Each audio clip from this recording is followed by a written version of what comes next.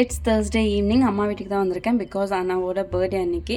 ஆக்சுவலாக previous day ஈவினிங்கே வரதா பிளான் பண்ணியிருந்தேன். பட் அங்கே வந்துட்டு ஃபெஸ்டிவல் இப்போ தான் கம்ப்ளீட் ஆயிருந்தது. ஸோ பேக் டு பேக் நிறைய ஒர்க் இருந்ததால் அன்றைக்கி ஈவினிங் தான் வர முடிஞ்சுது.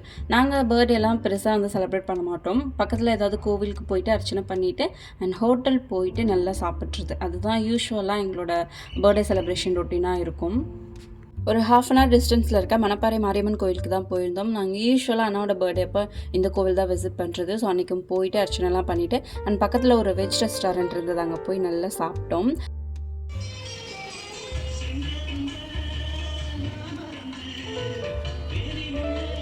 டின்னர் சாப்பிட்டு முடிச்சதுக்கப்புறம் இந்த மாதிரி டீ காஃபி ஏதாவது எடுத்துக்கிட்டால் தான் எனக்கு ஃபுல்ஃபில் ஆன மாதிரி இருக்கும். கேக் வாங்கிட்டு அப்படியே வீட்டுக்கு கிளம்பிட்டோம். நாங்கள் அன்றைக்கி பஸ்ஸில் தான் வந்திருந்தோம். இந்த மாதிரி ஃபேமிலி கூட சிஸ்டர் கூட வந்து ரொம்ப நாள் ஆயிடுச்சு. ஸோ ரொம்ப ஒரு சில் நைட் அவுட் மாதிரி இருந்தது.